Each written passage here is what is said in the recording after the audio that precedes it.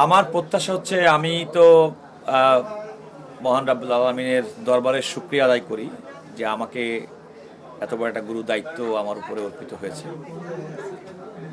আমি সবসময় একজন আইনজীবী হিসেবে, দেশের সচেতন মানুষ হিসেবে বাংলাদেশে ন্যায় বিচার প্রতিষ্ঠিত হোক সেটা আমি চেয়েছি। মানুষের মৌলিক অধিকার সুরক্ষিত হোক সেটা চেয়েছি, আইনের শাসন থাকুক সেটা আমি চেয়েছি। একজন অ্যাটর্নি জেনারেল হিসেবে, রাষ্ট্রের প্রধান আইন কর্মকর্তা হিসেবে আমার এই অবস্থান পরিবর্তন হবে না। এবং আমি মনে করি যে রাষ্ট্রের দায়িত্ব হচ্ছে তার নাগরিকদের সুবিচার সুনিশ্চিত করা, এবং সেই রাষ্ট্রের পক্ষ থেকে যখন দায়িত্ব পালন করা হবে সেটাই আমার সর্বাগ্রে আমার লক্ষ্য এবং উদ্দেশ্য থাকবে, যেন মানুষের সেই প্রত্যাশাটা পূরণ হয়, মানুষের ন্যায় বিচার প্রাপ্তির যে অধিকার সেটা যেন সুনিশ্চিত করা হয়। তো আমার প্রাথমিক এবং অন্যতম লক্ষ্য হবে যে মানুষের ন্যায় বিচার প্রাপ্তিটাকে সুনিশ্চিত করা, এবং সেক্ষেত্রে রাষ্ট্রের অ্যাটর্নি জেনারেল অফিস মানুষের ন্যায় বিচার প্রাপ্তির ক্ষেত্রে কোনো বাধা হয়ে দাঁড়াবে না। দেশের মানুষকে প্রতিদিন সুরক্ষিত রাখার প্রত্যয় নিয়ে সেফটি কেবল সহ এলো সেফ সিলিং ফ্যান।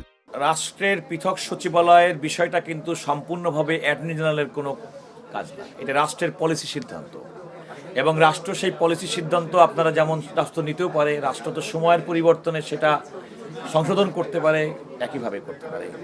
আমি আমার নিজের পেরিফেরির মধ্যে যতটুকু বুঝি কথা বলার প্রয়োজন সেটা হচ্ছে যে বুঝতে হবে যে আমার এখানে ভূমিকাটা কি হবে। আমার ভূমিকাটা হবে রাষ্ট্রকে অ্যাডভাইস করা, রাষ্ট্রের পক্ষে রাষ্ট্রের স্বার্থ সুরক্ষা করা আইনগতভাবে। এই অ্যাডভাইস করার ক্ষেত্রে রাষ্ট্রের জন্য মঙ্গলকর যা কিছু করা প্রয়োজন, আমার বুদ্ধিমত্তা, আমার দীর্ঘদিনের পেশাদারিত্ব এবং আমার গড়ে ওঠা, আমি সেভাবে আমার সততার সঙ্গে আমি সেই দায়িত্বটা পালন করব। সেক্ষেত্রে ভালো একটা অ্যাডভাইস হতে পারে, সেক্ষেত্রে আদালতে রাষ্ট্রের বিরুদ্ধে কোনো মামলা দায়ের হলে রাষ্ট্রকে প্রপারলি ইফেক্টিভলি ডিফেন্ড করার প্রয়োজন হতে পারে। আমি আমার পেরিফেরির মধ্যে, আমার দায়িত্বের মধ্যে যে কাজটি করার দরকার সেটুকু আমি করার চেষ্টা করব।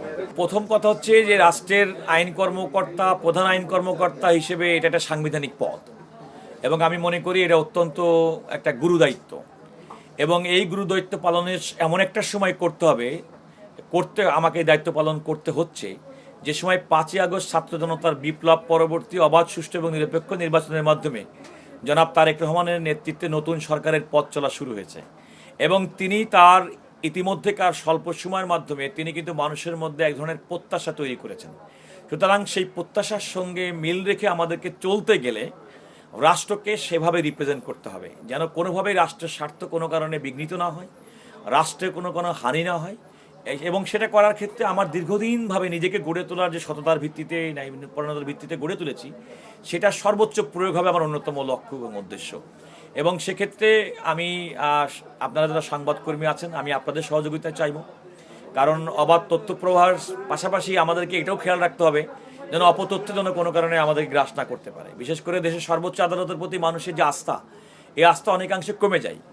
আমাদের কার্যক্রমের মাধ্যমে এই আস্থা যেন ফিরে আসে, সেটিও আমাদের অন্যতম লক্ষ্য হবে, যেন মানুষ মনে করে যে না, অন্তত ন্যায় বিচার প্রাপ্তির যে জায়গা দেশের সর্বোচ্চ আদালত এবং আদালত, তার প্রতি মানুষের আস্থা ফিরিয়ে আনাটা অন্যতম কাজ হবে আমার।